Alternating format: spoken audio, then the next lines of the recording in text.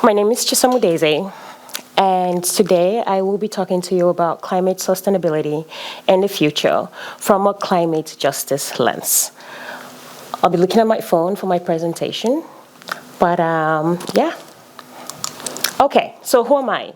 I'm an economist, and I am a thinker. I spend a lot of time exploring complexities, trying to reconcile while multiple realities can coexist, even though sometimes they conflict. And in the discussions around climate sustainability, it's really anchored around what is fair and what is just.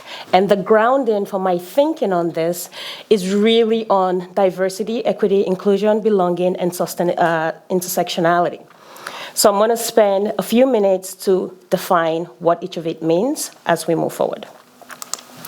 First, diversity. I think many of us in this room have engaged with it in some form. When I think about diversity, I think about demographic identifiers. So if a government wanted to map its people over a census to understand who they are, these are the type of identifiers that they will collect. An additional layer to that is categorizing them into primary identifiers, secondary identifiers, and tertiary identifiers. Primary identifiers are demographic information that we cannot really change throughout our lives. So things like race, ethnicity, age, those things stay more or less stagnant, minus the age because you grow older. You just can't grow younger, to the best of our knowledge. And then there's secondary identifiers. So these are things that may change over time. So these are things like socioeconomic situation, education, political affiliation, the country you live in, and your language skills. And in any initiative that centers the inclusion of a lot of people, we must always think about the different diversity identifiers and how we include them in our interventions. Next, I want to go over inclusion. Inclusion, we talk about it in different ways, empowering people to thrive. I like to think of inclusion as being respected, reflected, and expected. Respected means that each and every one of us in this room are valued as we are and for what we bring to the table. Reflected means that we see ourselves reflected in the societies in which we engage, in the decisions that are made. And expected, I like to simplify it to mean that when any of us walk into a room, even though we've not been seen before, that of course it's you. You expect it. No one is surprised. And because we're in Norway, I always find it important to separate diversity and inclusion because we talk about it as mangfold og inkludering. And what that really means is we think of them as synonyms. I like to think of diversity and inclusion as sisters, not twins. Diversity is recognizing that we have colorful pieces to make a board game, and inclusion is making them fit into a cohesive whole. And next, equity, because a just future requires an equitable lens. It's important to clarify equity from an equality lens. We live in the Nordics, and we are far ahead in terms of equality than other regions in the world. But within the frame of this talk, equality is giving people exactly the same thing to arrive at this proverbial apple tree branch. Equity is recognizing that people need different things to arrive at that branch. Now, we are equal in value. We are not equal in the things that we need because of the different identities that we carry. And next, I want to quickly talk about belonging. I find belonging to be a bit tricky, a lot more difficult to do, because it requires that we are brave. It requires that we have courage. It requires that we have empathy, that we're willing to be vulnerable, just like that previous speaker was. And my personal favorite, that we tell the truth, no matter what, no matter the cost. Belonging means that we recognize that we have a responsibility to others and also to ourselves, and that we see the humanity in people, even when they are different from us. And in order to build a just future, we also have to do it from an intersectional lens. Intersectionality is an analytical framework that was developed by Dr. Kimberly Crenshaw in 1989 to understand how people experience the world at a compounding effect of the identities that they carry. So what does that mean? It means that none of us in this room are just one thing. I'm not just a woman. I'm a mother, I'm a business owner, I'm an employer, I'm a wife, I'm a Black woman, I'm African. So my experience of this world and of spaces is at an intersection of all these identities that I carry, and same for all of you. So why does this matter? And why does this matter to climate sustainability? This is where climate justice comes into place. Climate justice essentially means that we're putting equity and human rights at the core of decision making on actions concerning the climate. Climate justice is what we used to refer to the unequal historical responsibility that countries and communities bear in relation to the climate crisis. Climate justice recognizes that climate change is not just a scientific problem or an environmental one, that's a human one. And this means that solutions can be scientific and should be scientific, but they also have to be socioeconomical and political. It means that for me as an economist, I love data, so I want all the data. But it also means that we need to be able to engage with themes like power, socioeconomic power, identity power, resource power, geographical power.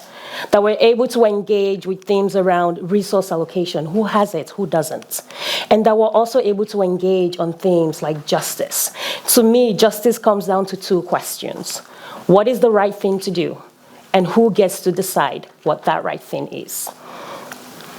And in looking at justice, we have to engage with climate inequities.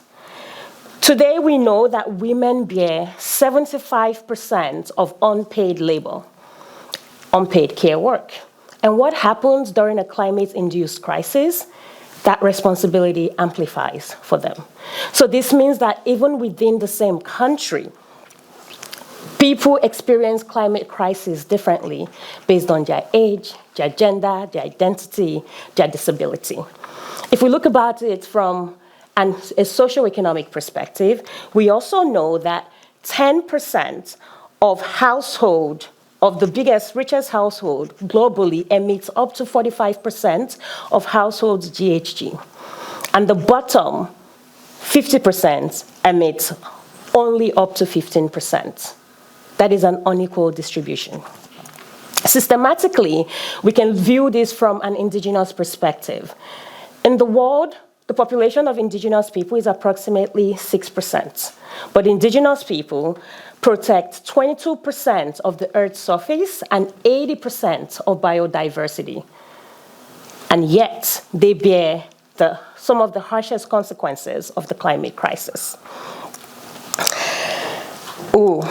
Youth, intergeneration. This is why we're here as well for you. Oftentimes, decisions and interventions that are created do not include youth's perspective. While the youth have not contributed to a significant part, if any, of the climate crisis, they will bear the biggest brunt of it. Many of us here can acknowledge that solar panels, solar power, electric vehicles, or even wind turbines have been beneficial for the economy, has been beneficial for our livelihood, have been beneficial for the climate. And at the same time, we need to be able to hold the truth that for our cell phones and our electric vehicles, they are powered by a mineral called cobalt. 74% of the cobalt in the world is produced in Democratic Republic of Congo.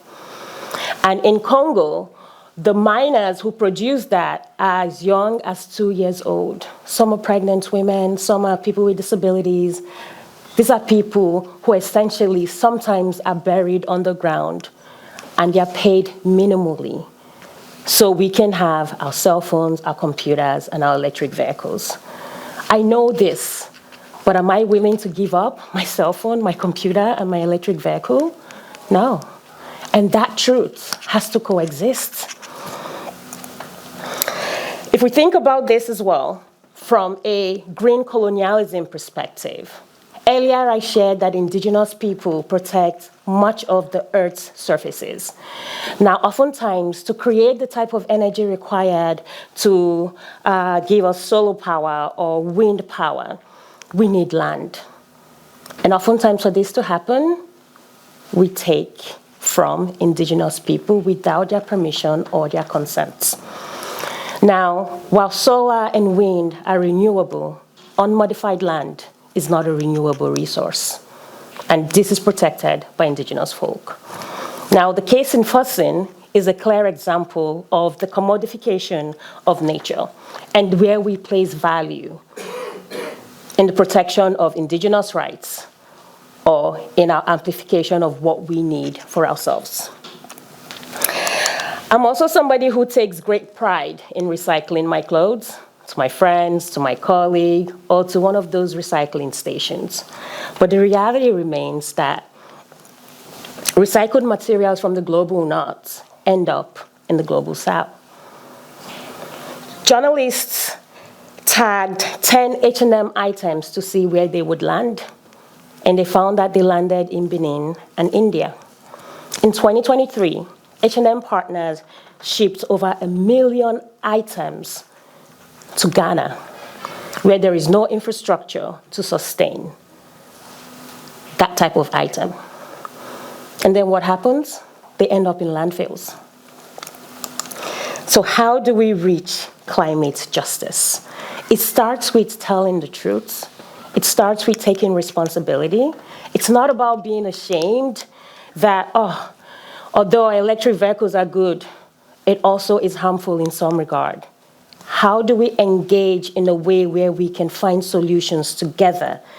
Countries need to acknowledge the role they play, and they need to support emerging market countries in the green transition and in adapting to climate change. We need to implement equity in solutions. We need to advocate for equity in decarbonization. And we also need to listen, include people who are mostly affected by this, and act. For a lot of us, the climate crisis is still far away. In countries across the world, it's a daily reality. So, what should we know? Knowledge is power. We all have a responsibility to keep learning. The truth is inconvenient sometimes, but knowing it creates a lot of opportunities to co-create change. A good resource is the UNDP's Climate Dictionary.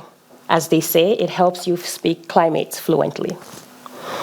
You also have power and influence. And I think for a lot of us here who are youths, maybe you're not able to vote, but maybe you can get your parents to vote the right way. You can engage with climate sustainability and justice. And another resource for this is Youth for Climate Manifesto, which gives you the knowledge you need and at the same time tell you how you can start engaging in advocacy. And it's so important that even though we're not feeling the daily impact of climate crisis in a place like Norway, that we know that we can amplify the voices of people who are.